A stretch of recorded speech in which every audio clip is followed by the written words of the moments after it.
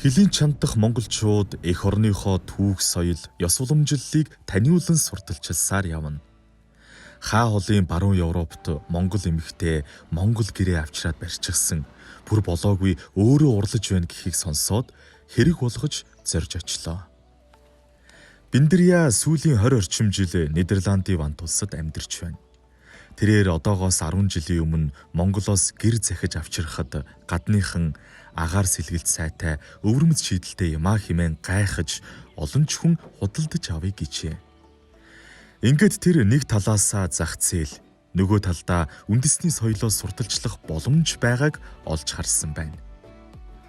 Зориглоод гэр тааруулъя. Оролдоод эхлэх юм бол болж л таараа гэж эрс шийдсэн нь талаар болсонгүй. Харин ч амжилт дагуулжээ. Нидерландд гэрийн мод хийх түүнд тиймч амар байгаагүй нь мэдээж. Унай зорох, тооноо матах, ханаа үдэхээс авахуулаад үйлдэл бүр нь эмэгтэй хүнд ахадмаар. Бас л яггүй ажил байна шүү гэдэг үг цохиулах болов уу гэсэн харин ч сонирхолтой шүү дээ гэж инээсээр угтлаа. Тэр гэрээ босгохын тулд хулснаас авахуулаад орлуулж болох юу байна бүгдийг нь ашигласан байна. Барьж байгаа дис дараа нь багасаага андуу ташаа гэмээр харагдавч яг л хизээний хэм шиг монгол гэрээ босгоод авчээ. Би болохоор нөө recycling гэж ярьдаг да. Юмыг дахиж боловсруулж хэрэглэх талаас эднэрт илүү ойлгуулсан. Би дандаа ерөнхийдөө шинэ юм хэрэглэхгүй хоёр дахь гарын бүтээгдэхүүнээр бүтээл юм гэр хийх гэдэг ингээд сонирхоод байгаа. Ягаад гэвэл маш их хог хаягдл байна. Дэлхийн маань хогоор дүүрчээд байна. Багцтай яаж харьцдгийг, алхахыг яаж барьдгийг, ямар юм дээр ямар зохилт хийдгийг гэдгийг ер нь тэгээ нэг харж байгаа сурчдгийг юм шиг хүн тийм ээ. Би л өөрийгөө чадна гэж бодоагүй байсан л да. Тэгээд хүний хийж байгааг харахаар би арай илүү хийчих гээд байгаа юм шиг санагдаад барьж аваад өөрөө үзэн. Тэгэхээр л илүү л олцоод байгаа юм.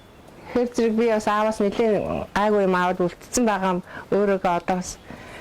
Тэгээ энэ сайхан мебель маш массивны сайн модтой ширээ сандал одоо маш сайхан юмнууд ингээд хүн хэрэглэхгүй ингээ хаях гад байж идэг айгу харамсалтай. Тийм болгоныг ашиглаад ингээд ширээний хөлөөр багны толгой хийгээд ч байдаг юм маш сайн боловсруулагдсан байдаг юм байна. Эдний мод нь хаягчсан мод, барилгын материал хэрэглэгдэжсэн модныг ашиглаад өн хийчлээ, хан хийчлээ, багн хийчлээ. Энэ гэртээ би маш их хайртай. Энэ чинь манай бүр юуны 18 таа байхад чинь найзлжсэн найз залуу маань урьж авчираад би бүр энийг хэлүүллээ Монголоос. Тэгээ сайхан ингэж бүр сайхан хээлж зурж өгсөн. Тэр хаалга маалганы хийг манай монгол залуучууд маш авьяастай, гартаа маш их дүүтэй. Энэ гэрийн Нидерланд малын эмч айл худалдаж авсан. Энэ маш том газар эдлэнтэй ойтой айл л да. Энэ айлыг авна гэж бодоогүй зүгээр яхаа хүмүүс ямар реакц үзүүлэх нүгээд фэйсбүүкийн зар дээр зар тавиулаад хүмүүс сайхан найруулад бичээд өгсөн. Зар тавиад хүмүүс яах нь гэсэн чинь 7 хоноод хүн хүрээд ирсэн. Нилээ олон реакц ирсэн л дээ. Эрхэн зэрэг үзүүл зураг мөрөг инээтрээ юм явуулаад тэгээ өөрөө хийсэн юм аа. Нидерландын мод шидмээр хийсэн юм аа гэд. Тэгээд ярьсан чинь нөгөө хүмүүс чи ирж үзье гэд. Тэгээ нэг айлын гадаа барьсан байсан чинь ирээд үзээд чи өөрөө хийсэн юм уу гэд. Би өөрөө хийсэн гэсэн чинь надад урам өгчл авсан гэж хэлэхүү дээ. Их тийм сайхан улсад байсан л та. Эмэгтэй хүн ингээд ганцаараа гэр хийн гэдэг бол бидний аавханд бол багтахгүй байна гэж тэгжсэн. Тэгээ би миний мундагч явахдаа манай аав их мундаг гарын урд үтэй хүн байсан гэд. Энэ бэлэгт инх эрдэнэ гэд нэг мундаг магнуур ерөөс хийхгүй байхгүй нэг залуу байна. Тэгээд сонсоод тэрэнд захиалсан маш сайхан ийм өөрөө сэтгэхэд яг монгол зуухыг ингээд хийж тийм байна. Шорлог шашлаг хийдэг ийм юутай ингээд сэтгцэн. Энэ дээр маха шарчин. Амар сэтгцэн баазтай. Ийм хөөрхөн. Тэгээ энийг энэ хараа жижигхэн тоогоо тавьж болно. Хариулын 5 хоолой хийчихнэ. За энэ хаалга болохоор зэрэг ийм нөгөө агуулга суллагдахад баахан моднууд байсан шүү дээ. Тэр моднуудаараа ингээд эвлүүлээд нэг юм хаалга гаргасан. Тэр нь болохоор нэг тийм энэ гадна талынх нь араам нь болохоор өргөн араамтай хаалгадаг шүү дээ. Өргөн хаалганы. Тэрийг аваад дотор талын жижиг ийм араамтай хаалгыг өшөө нарийсгаж ингэж хоёр талаас нь дээр дороос нь ингэж авж агаад хаалгаар гадна талынх нь хаалганы энэ дотор талын хаалга. Тэгээ эвлүүлээд ингээд хийчихсэн. Өнөө болохоор зэрэг юм 3.5-ын банзыг ингээд зүсээд хөрөөгөө ингэж далилгаж чаад энэ модоо ингэж харуулж гурвалжин юм өн гаргаад авсан яг тэгвэл бөөрөнхөө өн шинээр авах болчихсон. Бөөрөнхөө мод бол маш үнэтэй байдаг. Бөөрөнхөө хэлж ингэж янзлсан мод бол ширхгэн л 10 евро байдаг учраас доотлон. Тийм учраас энэ маш хямдхан зардлаар өн хийх ганц арга бол энэ нэсэг гурвалжин өн хийх арга биш. Тэгээ гурвалжин өнөө давхар өшөө ашигтай болоод энэ сайхан өнөн дээр маш сайхан хөдөлгөөнгөө тогтоод дээрээ бөөрөнхий тооныхоо нөхөр бөөрөнхий гаргачихаар зэрэг тэгээд сайхан болцсон л да. За ханаа болохоор зэрэг ийм юуны барилгын нөгөө нэг гадна талд ашигладаг юм модыг нарийнхан зүсэнгүүт чинь яг муу яртаа газараар хугардаг яадаг ч гэсэн нөгөө ялгаал тэгж байгаа гайгүйхан шиг нэлээд нарийнхан хийсэн юм албаар хаад бол маш их үдэлт ороод маш их бүх болтог гэж тооцсон би хувьдаа. Тэгээд яг арил ойрхон нөхлөд үдцэн үдээд маш их өөртөө илүү ажил хийсэн гэдгээ дараа нь ойлгосон л та. Тэгээд хийх тусмал туршлага суугаал. За энийг ингэм байх, ингээд дээр ингэм байх. Дараагийн хоёр гэрний маань хан болохоор зэрэг улам том сайхан нөхтэй гарсан байгаа.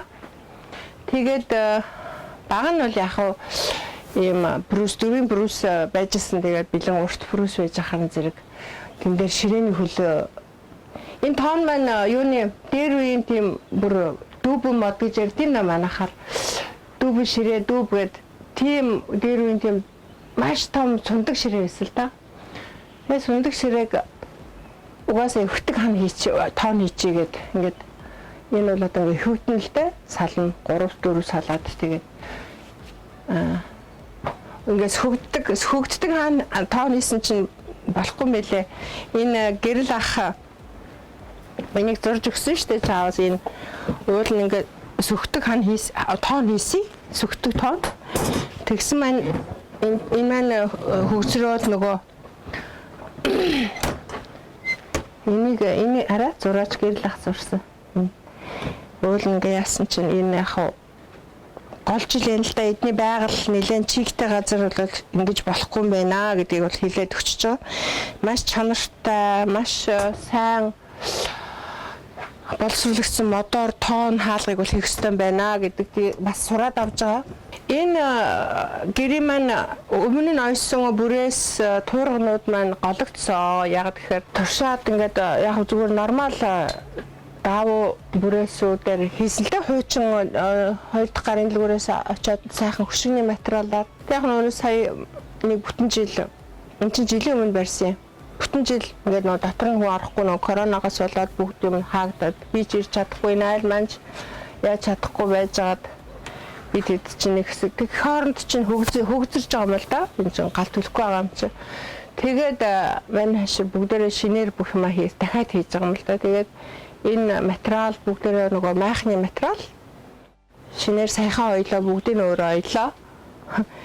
Тэгээд энэ цонхтой юмэр байна. Цонх гаргамаар байна гэсэн санал тавигдахаар зэрэг би энэ материалыг авчруулад өөртөө аваад ирсэн. Надад ийм аваад ирээ гэсэн чиг аваад ирсэн. Тэгээд ингээд залгаад нөгөө майхныхаа материалт ингээд ойсон. Тэгээ утас мөцийн хүртэл маш үнэтэй нөгөө яг зориултын майхны утас гэж байдаг юм байна. Тэгээд одоо дахиад дээрэс нь нэг ажилбар хийн ус тусаалгадгүй тийм бодисод үрх тийм байна. Ингээл ерөөсөө алхам тутам л шин юм ингээд сураа явд юм хүн юм хийхээр. Энэ хана миний нөгөө нэг жижигхэн гэрээ хан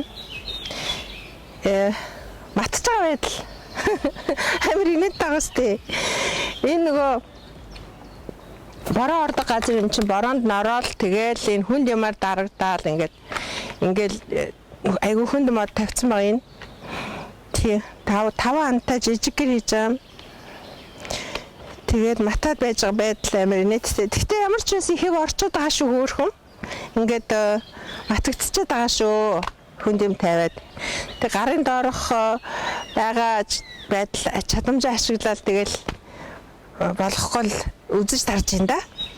Өнөөдөр миний анхны хийжсэн хамнуудын нэг л байна да.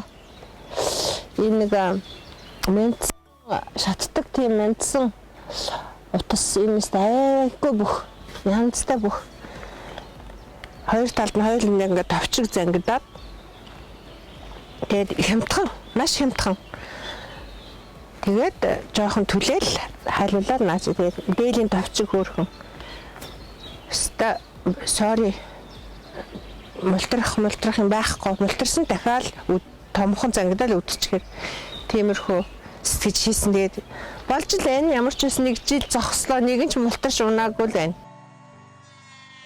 Монгол гэр бол монголчууд байгаль дэлхийтэй хэрхэн ойр ээлтэй амьдарч ирсний нэгэн жишээ.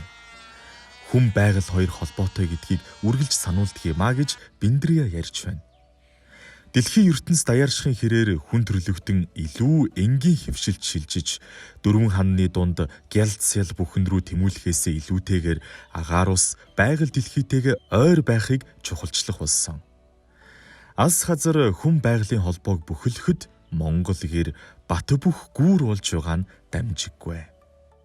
Өмнө нь хүн төрлөختөн хүн үүсч хөгжснөөс хойш цахилгаангүйгээр одоо карантин усгүйгээр өөрсдөө амьдраад болоод ирсэн тэр байдлаа ихэд хэсэгэн ч 3 хоног ч гэсэн тэрэндээ орж үзхийсэн гэсэн юм хүсэлтэй болж байгаа шиг их хүмүүс хүсэж ил байна л да. Манай эхнэр Монгол гэртэй болохыг их хүсдэг байлаа. Интернетээр хайж байтал Биндриагийн хийсэн гэр таарад бидэнд их таалагдсан. Тэгээд л шууд худалдаж авсан та. Бид энэ гэрээ монголчууд яг яаж ашигладаг, яг л тэр хэвээр нь нийлж хэрэглэхийг зорж байгаа. Мөн бусад хүмүүс түрээслүүлж ашиглуулах зорилготой хамтран ажиллаж байна. Юмхнаар юм хийгээд ингээд тэрнээс ашиг шимээ хүн хөдөлмөрлж л ахаа бол тэгэл ашиг шимээ өгдөг юм байна. Мөнгө бодохгүйгээр л сэтгэлээ гаргаал ах юм бол тэгэл юм үр ашиг өгөөл гэдэг юм шиг байна да юм хамзаараад таа. Ийхүү хийх хүнд арга олддог гэдгийг Монгол эмэгтэй Нидерландын Ван тулсад харуулж байна. Хүн сэтгэлтэй, зүтгэлтэй болгоё гэсэн бодолтой л байвал ямар хол зам туулдгийн жишээ энэ. Монголчууд бид дэлхийд гайхуулах соёл, ёс заншилтай хэмээн дор бүрнээ бахархацгаадаг. Тэр бахархлын цаана үйлдэл, шин санаачлага байх хэрэгтэйг Биндрия өөрөөрөө хүлэрлэн харуулж байна.